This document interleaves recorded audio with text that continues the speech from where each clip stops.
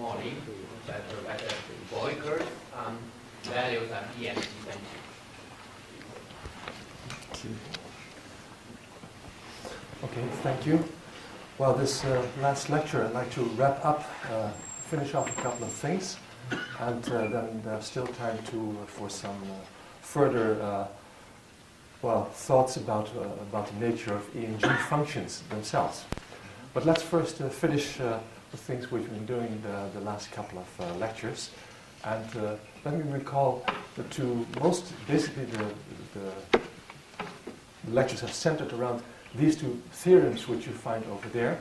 So rather than looking at transcendence, I have shifted my interest in the fact that insisting on a certain arithmetic nature of functions satisfying a differential equation imposes properties of the differential equations themselves. And we have seen, so far we've seen two theorems of this kind. The first one I discussed in the last lecture. So if you have a linear differential equation which is satisfied by a g function, and if it's also the minimal differential equation of that g function, then this turns out to be a Fuchsian equation. That means every singularity is a regular singularity, so that the solutions are, at most bounded by functions which are not too bad. That was one result. Well, actually, Chudnovsky showed that differential equations satisfied by g functions satisfy the Galoshkin condition. And then you have to invoke some other results by Katz mainly in order to deduce that you're dealing with a Fuchsian equation. So this was the story basically last time. And I also indicated how to prove this statement. Indicated some steps. So we've seen that. In lecture 2, we have discussed Yves André's remarkable theorem about the fact that if you have an E function, then you can always find a linear differential operator which kills this E function, and this operator has polynomial coefficients and only power of z as a leading coefficient. In other words, it has only a singularity at the point z is 0. This is quite remarkable that this happens, and we have seen, for example, that this, for example, almost immediately implies the transcendence of pi. So that was an important message I wanted to give. What I did not do was show how to prove this theorem, and one of the amazing things I found about this theorem of Yves André is that once you know this theorem here, this is not very hard. And this is what I'd like to show you. So we have seen E functions and G functions now, so it's now time to compare them. To go from E functions to G functions and vice versa. The definitions were almost the same. I guess the only difference was the occurrence of that k factorial in the denominator, but for the rest everything's practically the same. So we can quite safely say that that's what the proposition says, that if this power series represents an E function, then if we drop the k factorial, then it's going to be a g function. Well, the arithmetic conditions are certainly satisfied. The only thing we have to check is this E function satisfies, of course, the differential equation if the thing without the k factorial is also going to satisfy a linear differential equation. And that's the thing that I'm going to prove in the next couple of slides. Well, to prove this, we have to notice the following fact, namely, well, let me show you the rest too, namely, that g is basically a so-called Laplace transform of the function f. I wrote down the equality here, but to convince yourself that this is true, I've also written down this identity, which anyone can easily verify. You start with the case k is 0 for this identity, which everybody can then compute. And if you repeatedly differentiate, you will find that you get this. If you differentiate k times, well, you get this identity. So that's an easy one. So you put an AK, coefficient AK, in front of this, sum over all k's, and you get this identity which you find over there. I'm going to ignore convergence questions for the moment. I'll tell you why later. Well, there's an interesting identity which exists between Laplace transforms. Maybe if you had, I guess the engineering students get this kind of thing. So, for example, there's an interesting identity. If you multiply on the f side, so to speak, with a power of z, then this corresponds on the g side with differentiation with respect to x. That's something very familiar from Laplace transforms. Also, if on the f side you differentiate with respect to z, then on the Laplace transform side you simply multiply by x to the k, and if you do both things, the order of operations is inverted. And you can easily check this identity again if instead of the f and g you take these monomials that I just showed you. So this is a very nice identity. Okay, so now let us assume that g is a g function, very appropriately. Then small gx satisfies a linear differential equation, and of course if you change the x into 1 over x and multiply 1 over x, it will still satisfy a linear differential equation. Now I've written down the linear differential equation in this way, where the gn's are polynomials. I'm not sure if I said this. Okay, I didn't say it, but at least these are polynomials. And of course I can always cook up polynomials in such a way that this is going to be the differential equation which we know exists. Now you apply the Laplace transform property, so basically you sum over the g x's here, and so the polynomials in x to the k will become polynomials in the differential operator over here. So you see that this equality implies that this integral should be equal to 0. So you see we have interchanged the x's, which have become differentiations, and the differentiations here have become z powers. That's all right, and furthermore, since this is 0, this should also be 0, and I'd like to conclude now that from this integral being 0 for every possible x, that this expression here is 0. In other words, we have a differential equation for f. Okay, so to summarize, we started with this differential equation for the g function, and this implies this differential equation for f. Now, you can toss out if you have problems with these moral problems with the integration, it's not very appropriate for this subject here.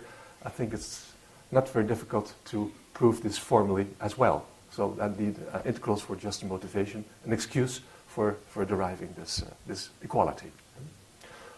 Okay, and you can also show that if you have a differential equation for f, which you then, of course, can always write in this form, then you can go to the differential equation for little g. And so that's a nice duality which you have here. Okay, now comes the really remarkable observation by Chudnovsky. Namely, this equation here is a Fuchsian equation. In particular, it has a regular singularity at infinity. Last lecture, I sketched you a characterization of regular singularities at infinity. It meant that the polynomials that you have here, the degrees are bounded by a decreasing sequence, which goes one step down as the index goes down. So that means that the gm, with the g big M, which is the coefficient occurring for the highest derivative, has the highest degree. All the other coefficients have lower degree. Now it's very interesting to see what the ramification is for the differential equation for this e function. Right, so here you see it once more.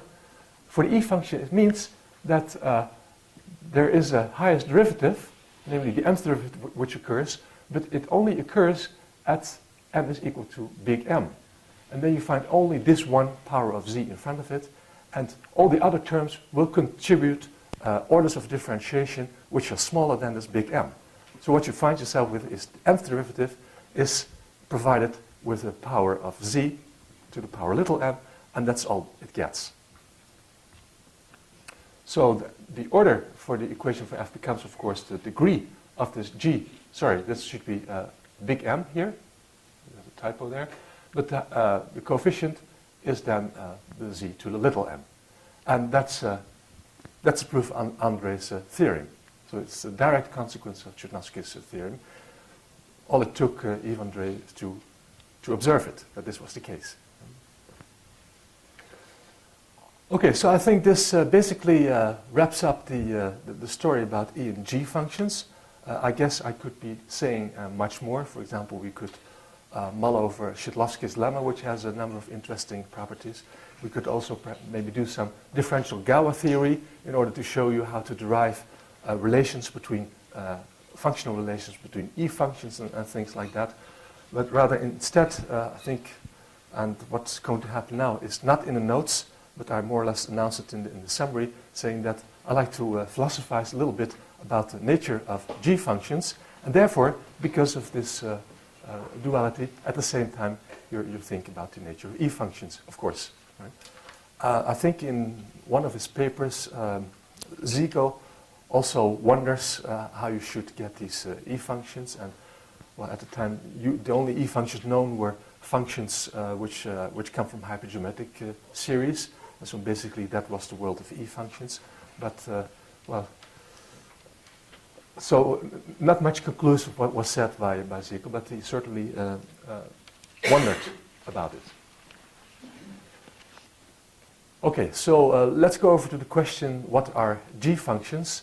And it will be quite informal, so things will not be very exact. I'll try to describe them as clearly as possible, but not always as exact as possible. So let's recall, what are G functions? Well, the first observation, you've seen it several times before, the minimal differential equation is a Fuchsian equation. However, the converse is not true. So if you start with a Fuchsian equation, coefficients in the algebraic numbers, etc., and you look for to take any power series solution, most of the time this is not going to be a G function, unfortunately. And I'd like to give an example of that to show you how bad it is. So here's an example. I like to consider this second order linear differential equation, and I allow myself one free parameter lambda, which is so-called accessory parameter in the world of differential equations, but we need not bother by that.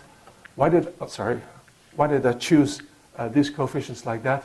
Well, this equation has now four singularities. Local exponent differences are 0 for people who know about this. So it's sort of rigged up in a certain, well, purposeful way, but you don't have to know about this if you don't know about differential equations. The only thing is that infinity has also singularities, so that's one of the four, yes. And also local exponent difference 0 there. Okay, so now let y lambda z be a solution, power series solution of this differential equation. We plug it in there, and it's an easy exercise to show that this implies that the coefficients are going to satisfy a recurrence relation. And here's the recurrence relation. It looks like this. And okay, and if you insist on having a power series solution, then also, and if you, well, for example, if you normalize the constant coefficient to 1, then the u1 is going to be lambda, and those are the two initial terms of the recurrence, and all the others can be determined by following this recursion. What I'd like to do is pick two values of lambda and see what the recurrence is going to, the series is going to look like. Okay, this is the question I should be asking. So for which algebraic numbers lambda is this power series a G function? Well, let's do a couple of trials. So first trial of this was, so yeah, I repeat this to remind you, this was on the previous slide, but I copy myself because you can't remember it. Here's the recurrence, and I'm going to be taking lambda is equal to 0. Well, this is the sequence of numbers that we get, and you see that the denominators grow quite fast, and in fact what you see happening here is that at every step of the recurrence you divide by k plus 1 factorial, and you really see them here. So you can say that this grows, the denominators here grow factorially squared with the index of the series. Well, you can try a couple of other choices for lambda. For example, lambda is 1 and some other things, but I didn't do that because it's going to be similar most of the time until you hit lambda is 3, and suddenly you get an integer solution. And that's, if you experimented with this, this is really a miracle that this occurs. Everything stays integral, so at every step you have a wonderful divisibility property which gives you a term which has no denominators.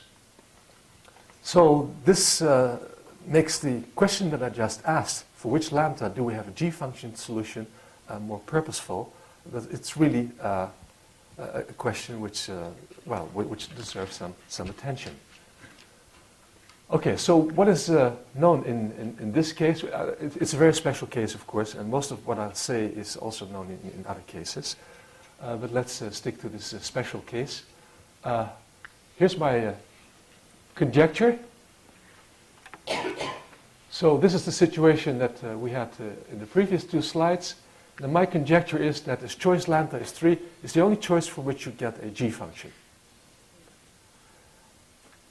That's a conjecture, so I can say anything I like there. So and this seems like a good conjecture.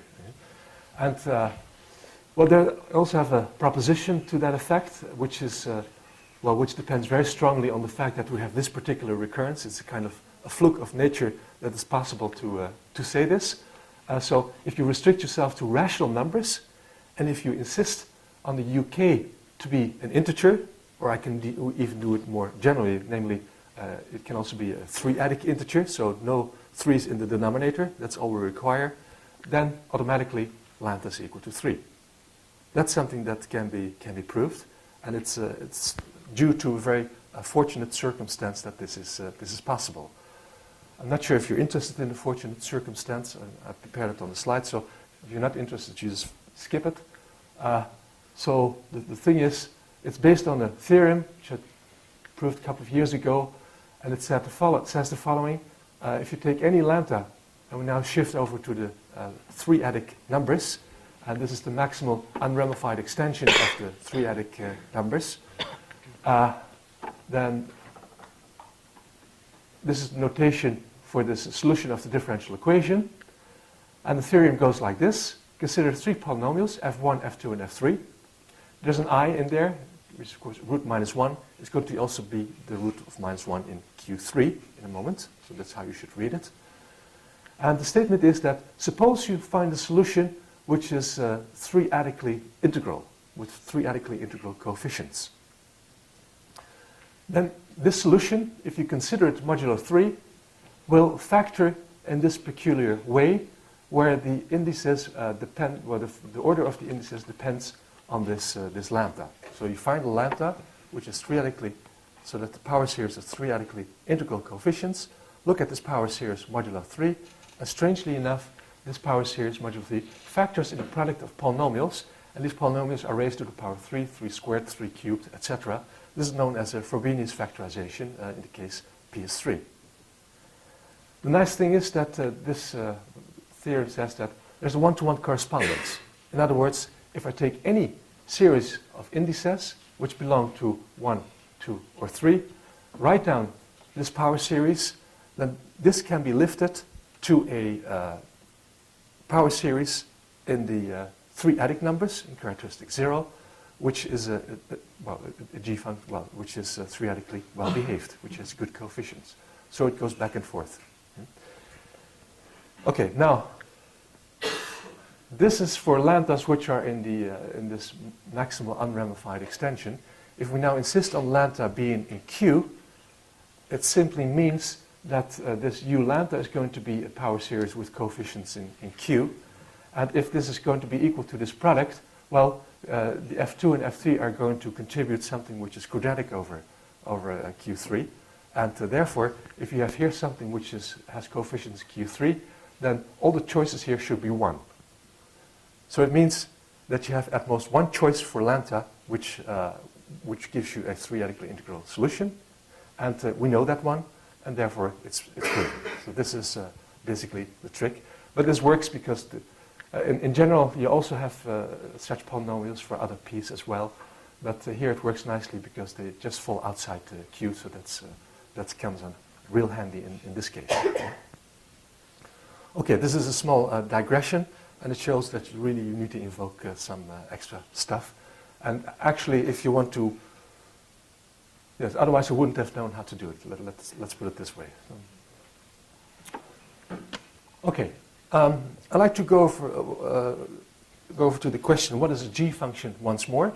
I also already indicated this in lecture 3, and where I explained that if you take the periods of a family of algebraic varieties, I take the periods of a relative R form over appropriate cycles, you get functions which depend on z, and then it's known, that's more or less classical theorem, that this WZ satisfies a linear differential equation which we call the Picard-Fuchs equation, and we know that this Picard-Fuchs equation has all the nice properties, namely there's a C missing. The Picard-Fuchs equation has g function solutions.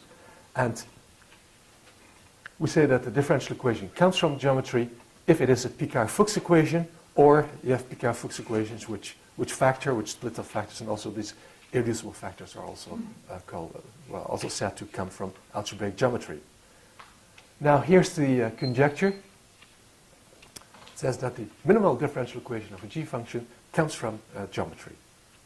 And the rest of this lecture will be devoted to discussing some of this theme.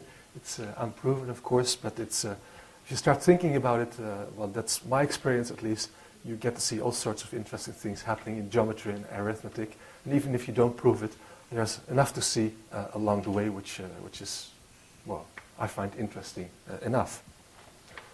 So let's go over to the experiment. So you like to verify the conjecture. So the first thing you do is just take differential equations. And so I've taken, oops, this one is a natural choice. This recurrence is a natural choice to take. It corresponds to a differential equation which is similar to the one that I sketched in the beginning. So you take a recurrence like this. But there are some free parameters here. And Don Zaguet, he was interested also in this kind of stuff. And what he simply did is, of course, just try a, b, and lambda, vary them over the integers, and take the initial values, vary them over the integers, and just let the computer run. So, for example, compute the first couple of terms of the recurrence uk, and check whether after 20 steps it's still an integer. If it's still an integer, you can be pretty confident that it will be an integer at the 40th and 100th step. So, but that's, of course, not a proof, but it's a moral certainty. And it turns out that well, many cases fall out, and indeed, the cases that we're left with, well, not only are the UK's integer for k up to 20, they are really, you can verify it via other ways, there are really cases where you have completely integer power series solutions. Well, the result is as follows. Well, there are many results. A factor about, in the search range of Zaguet, I think he tried big ranges of thousands and thousands of integers. Eventually, he found about 36 cases. A number of cases involve, well, many cases involve b is 0. So then you have a two-term relation. And of course, if you have a two-term relation, those will give you coefficients of hypergeometric functions. And of course, we're all interested in hypergeometric functions, but not in this case. We really want some, we already know that hypergeometric functions are g functions. You like to have something with b not equal to 0. Furthermore, you also like to have some solutions with, that's what he also found, solutions where this discriminant is 0. They can be derived from hypergeometric functions. And so, for the purpose of this talk, we're not interested in them either. So if we assume that these numbers are both non-zero, you're left with 7 cases. And here's the list. Now the question is, if we take these values, do they correspond to differential equations that come from geometry? Well, a small check teaches us that, in fact, they all do. And in fact, they come from a similar kind of family of algebraic varieties, namely families of elliptic curves. So let me show you Beauville's theorem, which some of you may know. There's a theorem from 1982 in which Beauville studies families of elliptic curves which have singular fibers at 4 points, and moreover, at these singular fibers, the family should have multiplicative reduction, which is really an extra constraint. And then it turns out that up to isomorphism, there are 6 such families. They're all modular families, it turns out, so for modular subgroups which have correspond to the genus 0 cases. And Beauville also gives a list for them, which I will not do. But anyway, the 7 cases that you saw, they all fall under this description. And so, indeed, the conjecture is verified in this case. There's something more. If you think of periods of elliptic curves, then automatically you also know that it has been mentioned a number of times before that periods of elliptic curves, or families of elliptic curves, are given by hypergeometric functions. So it means that the list that I just found, you can write down a differential equation that goes with it, and we have a feeling it should in some way correspond to hypergeometric functions. And indeed they do. So if we take these 6 families and write down the corresponding Picard-Fuchs equations, it turns out that there are 4 distinct ones, essentially. So some of them coincide. That's because the corresponding groups are, well, they're, what do you call it, conjugate. But anyway, let's go to the next one. So they all occur. And here's some explicit solutions. So, for example, one of the equations, well, one of the 7 entries, you can always play around by substituting, by some substitutions, by playing around. Well, one of the equations turns out to be of this form, which is the simplest form, and the well, here's the solution that's given by it. So here you see a hypergeometric function with parameters 12, 5, 12, and 1. So that's one of them. Here's another one, and it has the solution can be explicitly described in this way. And you see in fact, all rational functions here have precise degree 12, which is not a coincidence. These are rational functions which ramify precisely about 4 points in P1, corresponding to the singular fibers of the family of elliptic curves. Here are 2 more solutions. Well, I think we've seen this one. That corresponds to the a priori numbers. That's the particular case we are seeing. And it turns out that the power series, the generative function of the a priori numbers, essentially can be expressed in this hypergeometric function with this particular argument. And here's another one as well. But I like to illustrate them because when people started initially searching for examples of G functions and verified that they had a geometric origin, it turned out that remarkably often you got these hypergeometric functions. In fact, this happened so often that Dwork at one point conjectured that this might always be the case. Now, in order to formulate this conjecture of Dwork, I have to say a few more things about linear differential equations. It's not too hard. I have to introduce a certain equivalence of differential equation. Well, here we go. 2 linear differential equations. I will take them of order 2. And we say that they're projectively equivalent if they satisfy this relation. So the second operator can be gotten by multiplication with a radical function, and then the first one. So it means that the solutions of this equation are obtained from the solutions of this one by multiplying all of them with the same fractional power of an irrational function. So then we say that these 2 equations are projectively equivalent. There's another term that I have to use, namely we say that one operator is the pullback, rational pullback of another operator if there is a rational function, so that the solutions of this one are given by taking the solutions of the other one and then replacing z by this rational function. And you can, of course, describe this in terms of arrows and pullbacks of operators with these stars, of the f stars, etc. But I think this is a very concrete way of describing a pullback. And if we remind ourselves here, what has happened is that this hypergeometric function satisfies, of course, a linear differential equation. Now we look at the solutions and plug in a rational function, and then the resulting differential equation, which is a more complicated one, of course, is then a pullback of this one. So that's why we have this terminology. And furthermore, there's an extra radical factor here. So the equation which you find here is a weak rational pullback, we call that. So it's a rational pullback plus projective equivalence of the hypergeometric equation here.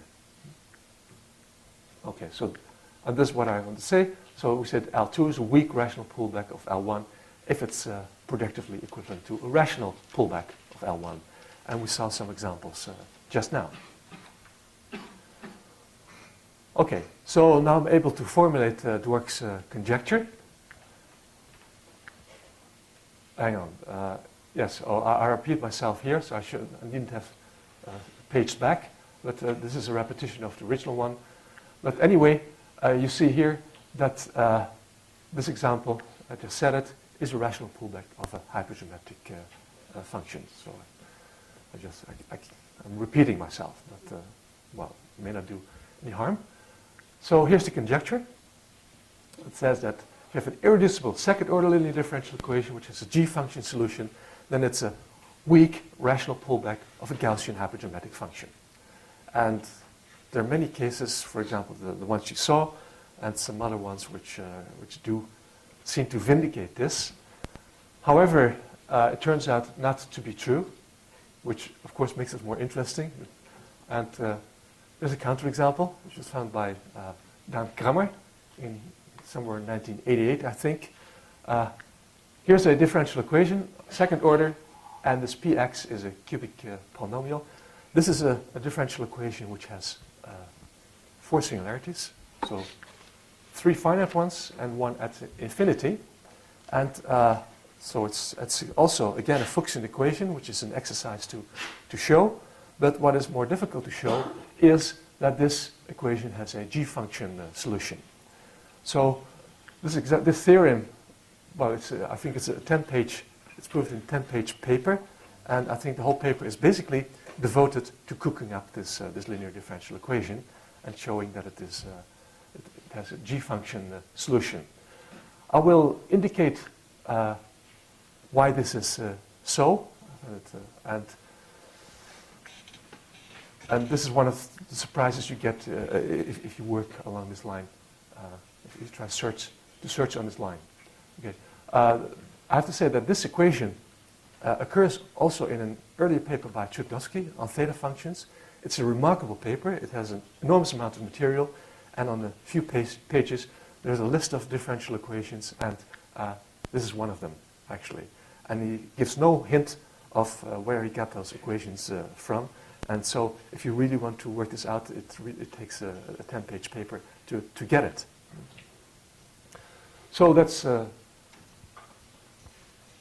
why it's interesting to pursue it and to also try to get the other equations in. This is what we're doing at the moment. So there are the other equations which are in Chudovsky's list, and we try to, well, recover the nature of those equations there as well. Okay, I have to say about Dan Kramer, he was a PhD student of mine at that time, and gave him this assignment. So he wrote a very beautiful paper and this, giving this example. And after that, he declared that he wasn't so very interested in this subject, and he'd rather do something else. So, which he did. So he started working on, I think, Coxeter groups and braid groups, and got his PhD in there. So I think at some point he proved the linearity of braid groups, which was a subject of a Bourbaki talk. So maybe it was a good switch for him after all. But okay, it's a nice thing to add here. Anyway, to explain the ideas of this Kramer paper, I should say something about monodromy. Well, Paula has said something about this yesterday. Yes. Something that maybe you're going to say. I assume when you make these equivalences, one could hope to see the changes in the monodromy, which you're basically covering the sphere with another sphere. Right, right. And I assume that somehow gets in there. It's true, yes. So, for example, projective equivalence changes the monodromy by just adding scalars. So if you look at the projective monodromy group, modular scalars, they stay the same. If you take pullbacks, then you get what do you call it, commensurable monodromy groups. That's yes. So we're going to be using that in a moment. Okay. Now about monodromy. So I think Paula basically covered it, and she drew pictures. I can't do it here, so you have to make do with her pictures. So I'll repeat it quickly. So the idea of monodromy is that if you have a differential equation with a singular set S, you pick a base point, Z0, out the singular set, and then you start drawing loops in the plane, avoiding the singular sets. And now you perform analytic continuation of the solution around those closed loops. Okay, so you take 2 solutions, y1, y2, base of solutions, around C0, and continue this function analytically along this closed path. So you go like this, you come back to the origin, and then the continued functions will mostly be different from the original ones. However, they're still solutions of the differential equation, and so they should belong to the same dimensional subspace, and therefore they're constant linear combinations of the original solutions, which you find here. So it should be linear combination of constant coefficients. In other words, you get a constant matrix so that the continued functions are this constant matrix times the original ones. And these are the monodromy matrices that Paula wrote down yesterday. And the last thing, this association of gamma goes to these matrices. Well, another thing is that these matrices do not depend on the deformation class of the loop. So basically, depend only on the class in the fundamental group pi1. And this map gives us a representation of the fundamental group in GO2C. And this is called the monodromy representation, and the image is called the monodromy group. Now, this monodromy group is of great interest for the study of these linear differential equations. For example, the monodromy group, oops, oh yes, this didn't fit on the previous page, so I wanted to add this. I wanted to say that in general, if this is the singular set, then the monodromy group is of course generated by the matrices which you get if you go around the simple loops at each singularity. So you have basically, there are singularities, you have R generators, because the R plus first generator, because of the identity in the fundamental group, this product should be equal to the identity matrix. Okay. Well, for the, you've seen this one yesterday as well. The differential equation for the hypergeometric function is Fuchsian, second order. It has a monodromy group which can be completely explicitly computed, so that is very nice. And Paula showed you more or less, well, I should look at it, but let me repeat it here. If alpha and beta are in Q, then the equation is Fuchsian with three singularities. Well, it's also Fuchsian if alpha, beta, gamma are not in Q. I don't know why I did this. Anyway, we'll stick to this. Oh, this is the only chance of having G function solutions if they're rational. So let these be the three. There are three singularities, so the three monodromy matrices. And it turns out that, then you need alpha, beta, gamma real. Then the monodromy group turns out to be a subgroup of SL2R. And this is what Paula indicated as well, that you have these triangles in the upper half plane where everything takes place. And, well, you can these are exactly the same P, Qs, and Rs that Paula mentioned yesterday. And now we do need that alpha, beta, and gamma are rationals. So they're integers depending on the alpha, beta, and gamma, so that, well, this is always true, but the local monodromy matrices, the generating elements, have finite order. And the finite orders are then P, Q, and R. Well, a group which is an abstract group which is defined in this way is called a Coxeter group, and its realizations can be by using triangle groups. So the triangle group is basically a representation of a Coxeter group. So Paula discussed yesterday these triangle groups which occur as monodromy group of the hypergeometric function. Okay, so triangle groups is the thing to remember here. And, well, for the purpose of this talk, a triangle group is something that's well, abstractly defined by these relations. Okay, let's go over to the next page. I'd say something about quaternion groups. This is also something that Paula mentioned yesterday. The quaternion groups, those give you examples of arithmetic groups. Paula considered the very general case of arithmetic groups defined of a totally real field. What I shall do is simply restrict myself to Q. That's also a totally real field. And so we'll take a very simple-minded quaternion algebra. So I take A, B, 2 primes to make my life simple. And the quaternion algebra Q of discriminant AB is generated in this way. I think you've seen those relations before. They're quite familiar. In this quaternion algebra, which is over Q, you can look at maximal order, which in this case is up to conjugacy, is uniquely determined in these quaternion algebras over Q. And there's also a notation that Paula used. This is the subgroup of the group of units in this maximal order whose norm is equal to 1. And this group is going to be of interest because this is now an arithmetic group. We don't have to tensor or do things like that because we have only one real valuation here. And so this is simply an arithmetic group. And since also you can represent the such a quaternion algebra as 2 by 2 matrices in R, you will find that this unit group can be represented as a subgroup of SL2R. So the determinant 1 elements in the 2 by 2 matrices with coefficients in R. So this is a very nice way to produce these arithmetic groups. There's a third thing that Paula mentioned yesterday, namely, so we have triangle groups here, we have arithmetic groups here, the two worlds. However, they have an intersection. There are triangle groups which are arithmetic. Right? And luckily enough, oh, I see, but I should have said this. I never know what's going to happen next if I do the slides because I don't know. Anyway, I should have said that the Cramer equation is rigged in such a way that its monodromy group is going to be a subgroup of this particular unit group in the case of discriminant 15. Okay, that's what I wanted to say. And suppose now that the Cramer equation is a weak pullback of a hypergeometric equation, then this monodromy group of that equation will be commensurable with a triangle group.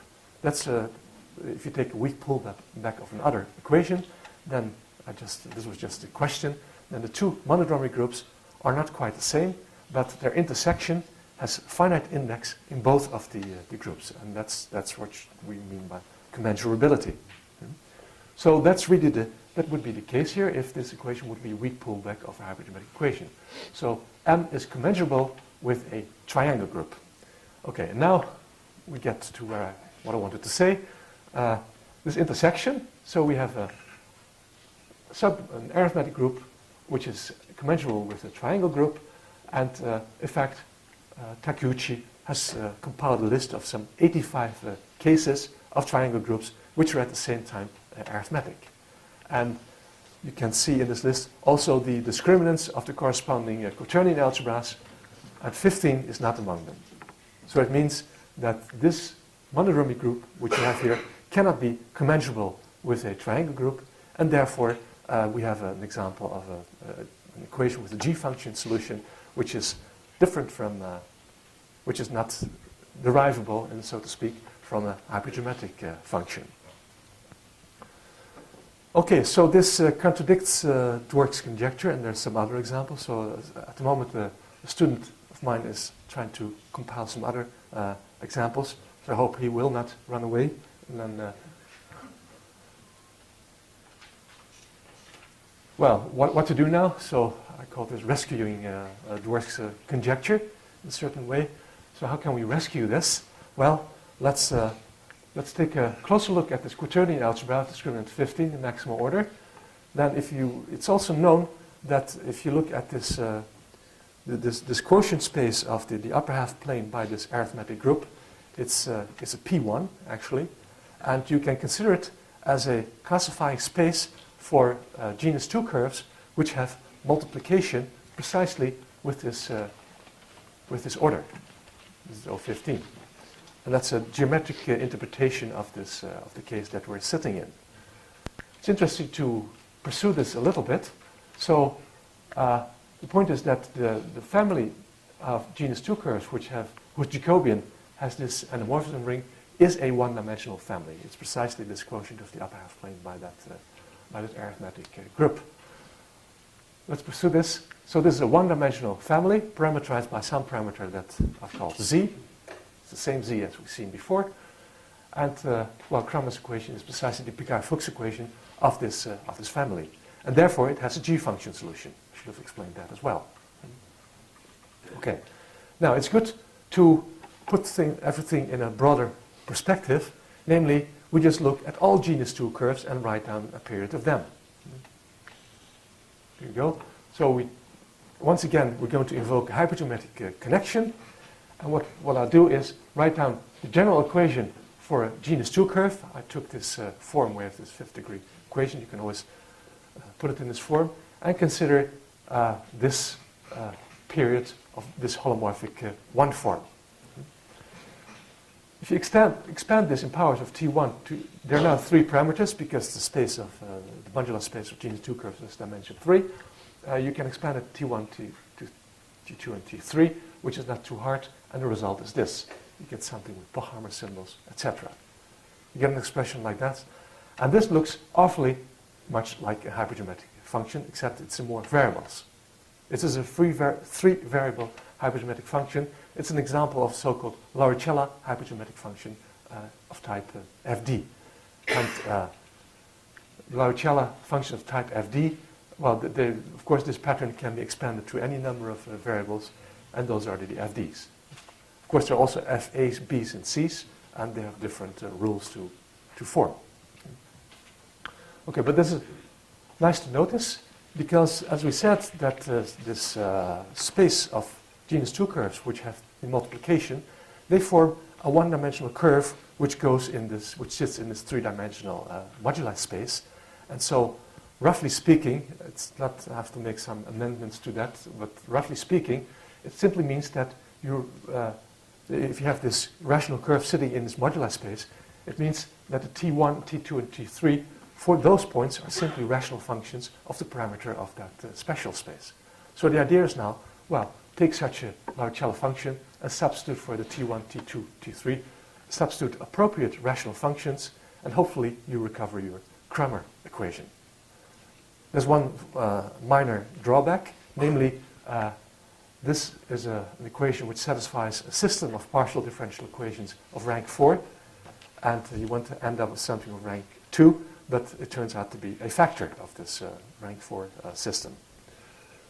Okay, having said this, perhaps we can now restore the conjecture of Dwork, except that we have to extend our idea of a hypergeometric function. Yes, that's what I said.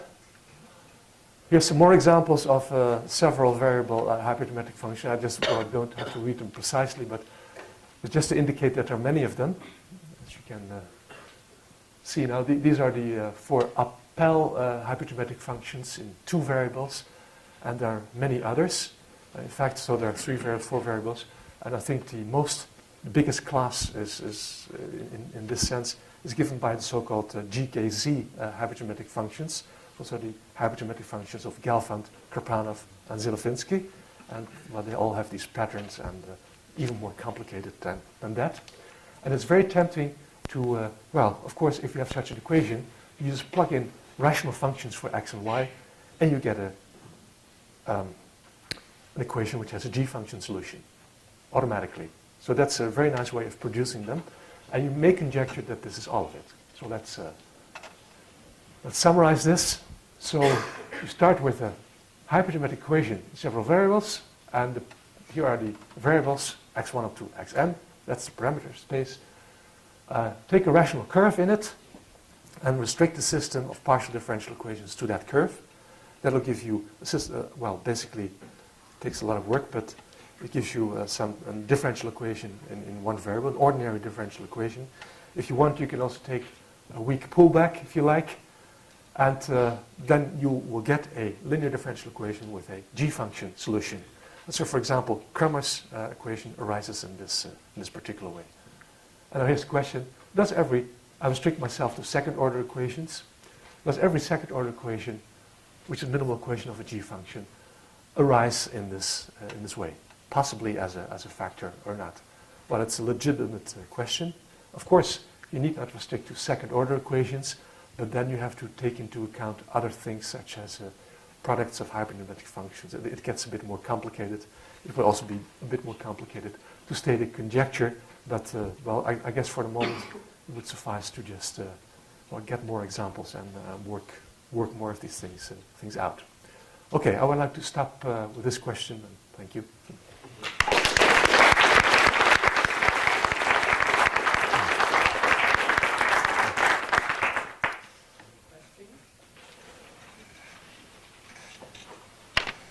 Let's thank all the small speakers again.